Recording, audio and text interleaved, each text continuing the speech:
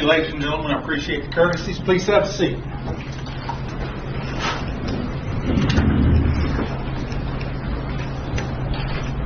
And court will now come to order.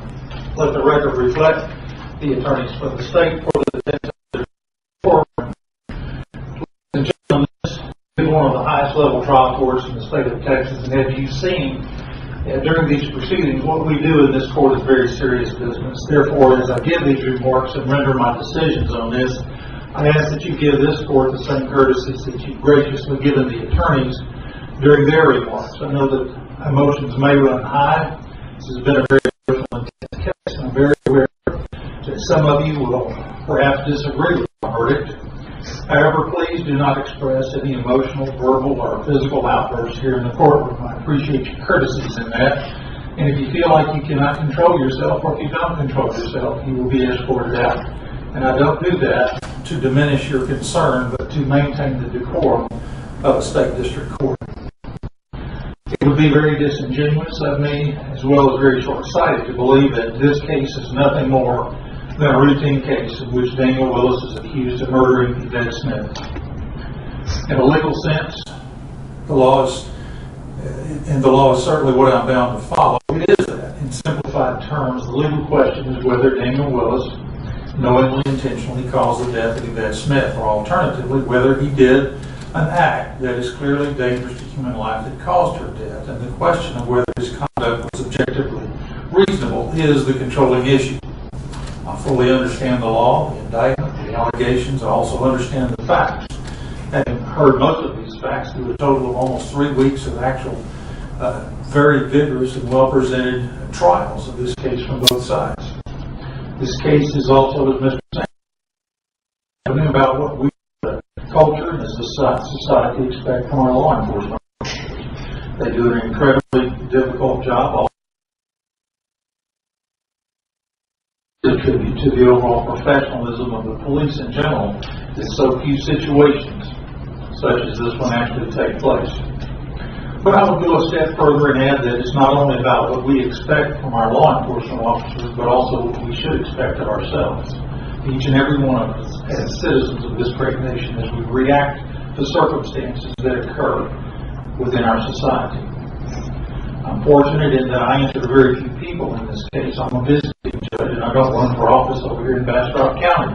In fact, I doubt if I will run for office again due to my age and the length of service that I already have. But regardless of the decision I make here today, there will be a lot of commentary about what it is and those that are affected by this decision. And certainly all that I do is subject to review by higher courts here in Texas and perhaps even higher. But I'm fortunate in that I do not answer to political correctness. I do not answer to the media. I do not answer to politicians. I answer to the law and to the facts as they relate to this case. Also, and I'm fortunate that I have the only other entity that I'm ultimately answered to is my Lord and Savior Jesus Christ. But I do not invoke His great name in making my decision here today. I believe that would be very shallow and weak of me to do that. My decisions and my comments are my own, and I stand by them on my own. But before I go further to the family of Ms. Yvette Smith, I'll tell you truthfully that I am sorry for your loss. I've come to find through these proceedings that she was indeed a good person, a kind person, and a gentle person trying to do the right thing. And I know that you will miss her greatly and will continue to miss her for the rest of your lives. In this situation, there is plenty of blame to go around, and there are several people beyond Daniel Willis who shared this tragedy that eventually took the life of Yvette Smith. There may be those who would ask how I would dare to judge the actions of those who are not on trial here today. But as the fact finder and the person rendering judgment on the law, that is what I'm entitled to do. And as I look at these facts in this situation, I see that Willie Thomas and Chris Thomas each had a large part leading up to the events of that evening. Had they not fought, had one of them had the ability to walk away from the fight, ultimately that 911 call just after midnight on February 16th of 2014 would never have been made. Whether it was alcohol, fear, or passion, whatever the reason, each of them could have changed the outcome had they changed their actions. I believe we can all certainly regret that Yvette Smith walked out that door. Yvette Smith is without a doubt the victim in this tragic situation. And now I do have to come to Daniel J. Willis. You know, I was not there on the instant when Deputy Willis fired his weapon and took the life of Yvette Smith. I have heard a great deal of testimony from all the witnesses, all of whom may have more experience than I do in how they charge intents.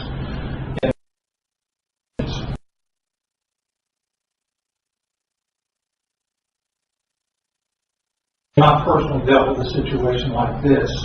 I've seen the video, I've heard the audio many times, and I've come to know it well. I do respect Ranger Marina and the balance he attempted to bring to these proceedings, attributing good police work and good police conduct to Mr. Willis when it was deserved, and clearly stating his disagreement with his actions in firing the fatal shots. Ranger Marina is also good enough to recognize that a lot of what was said by the other experts in this case was accurate and consistent with his own training. And I believe it takes a very strong man to be able to agree with an opponent. Congratulate you, sir. I appreciate what the other experts brought into this courtroom as they use their training, experience, and education to try to make some logical sense from what can only be described as a chaotic and illogical situation. All of that added to my understanding of what happened and ultimately was a great aid in my coming to a decision in this matter. The expert reports themselves were not all that persuasive, but the testimony of those experts, and especially the vigorous cross-examination from both sides, certainly was very helpful. In respect, all of the experts actually agreed on many of the same points. They only differed in their conclusions. And as we all know, this all boils down to a very few seconds. We all know there was no weapon. But was there a reflection? Was it a piece of plastic? Was it a piece of junk on the porch? Was it a large and bright silver earrings that were worn by Yvette Smith that reflected back the light from the flashlight? Or was it about the last radio message that Mr. Willis received, the man behind the door with a gun, that priming that was talked about by several of the witnesses? Those are questions that cannot be answered with any certainty. At least two of the experienced professionals gave me an opinion that Daniel Willis should have waited longer before he fired. So my question to myself then became, do I convict a man based upon those opinions alone? Or do I look at the totality of the circumstances to find some proof beyond a reasonable doubt of his guilt? I had to look deeper, knowing it would be easier, literally, to sacrifice one person for the good of some others. But regardless of my decision, there will be those who will attempt to use this tragic situation to further their own personal agendas. To all of those, I ask only that you tell the truth of what happened in this courtroom. Be truthful that both sides have been given a full and fair hearing of all of the available facts. Both sides have been represented by very competent and capable advocates, and no shortcuts were taken by either side. To the attorneys from both sides, you've done a tremendous job with a very difficult task. And regardless of the ultimate ruling that I make, you may each look at this body of work with a great deal of satisfaction. You know, none of us are rookie attorneys, but you have all truly done what we all dreamed about doing when we were back in law school. You have zealously, professionally, and courageously advocated your positions with skill, knowledge, understanding, even cunning whenever it was necessary. And I do commend you for that. And I thank you for the trust that you've given me in allowing me to hear this case and render a verdict in this matter. To everyone watching this case unfold, I know that you will each carry away from this courthouse your own opinions of what I should have or could have done or not done. And frankly, we may agree or disagree on the ultimate decision, but frankly, I'm pleased that you've come and watched regardless of your reasons for being here. So, Mr. McCabe, Ms. Jernigan, is there any legal reason now why the court should not render its verdict in this case? Would the defendant please stand? And please bear with me as I read to you one of my lifelong favorite passages from Theodore Roosevelt from April 23rd of 1910. It's a really great passage. It goes this way. It is not the critic who counts, not the man who points out how the strong man stumbles, or where the doer of deeds could have done better.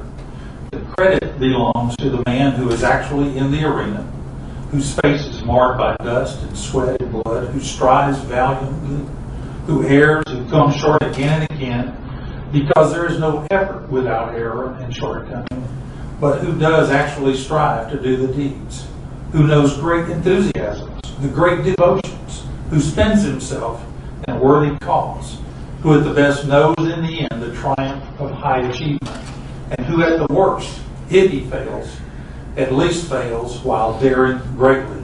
So at his place you'll never be with those cold and timid souls who neither know victory nor defeat. Mr. Daniel J. Willis, you were in the arena, and it is the verdict of this court that you are not guilty of the charges stated in the indictment. Mr. McCabe, will you